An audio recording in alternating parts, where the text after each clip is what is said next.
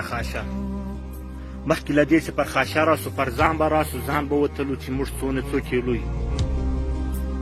ځینې کسان 5 کیلو لري ځینې اصلا پاو هم لري اصلا دغه ژوند پر ده دی تېرېږي لکه د یو حیوان حیوان شراب تر لري په اروپا کې یو ځوان و نو د شراب وخوړله شراب خوړل یو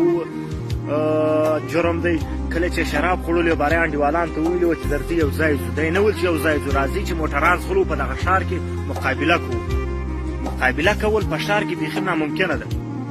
خو خیر دوی زغلول اخره ښځه په ووله کوچنی هم په ووایي دواړه یې مړه کړله باربندي سو رالی دادګاه کله چې دادګاه ته رالی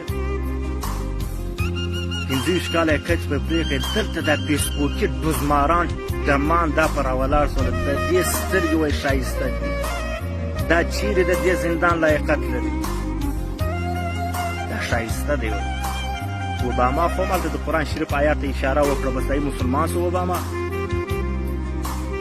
خاشه خو چې په طالب ګیر کې په خوله کې ډبره وکړي د بله ډبره به په خوله کې وشه په دغه ارغنداب کې خلک شاهدان شته په خوله کې یوه ډبره ورکښېښول بله ډبره یې پر ټکله دا رقمې شکېده وایي موږ به وایو چې دا خوارکۍ ښه وایستله ټوکه کوله ټوکه دې کوي بس دې خلک وژني غلامي دې کوي د اسلام پر ضد دې راځي د دې ملک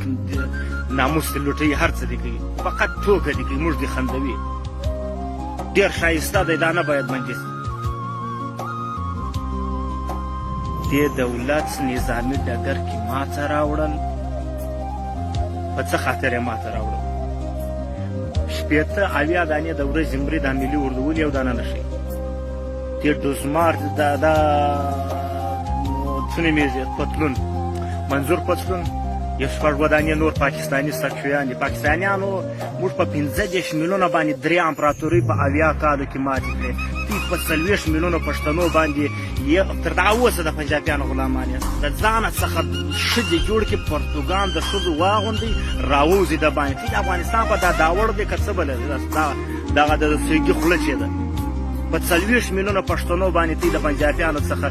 ازادي وانخیستل موږ 15 میلیونه نفوس یو تر هزاره و تر پښتنو تازیق وزبکستان شروع 3 امپراتورۍ مو د خاورو سره خاورې کړې دلته راځي دا پر افغانانو باندې درېږي نظامي جنګ یې بایللی غواړي چې په دې باندې ځکه د خاشه یو پوښ چا کړی دی پتلونانو کړی دی د سچویانو کړی دی BBC نشر کې ښه چې BBC دغه ملي اردو د ولې نه نشروي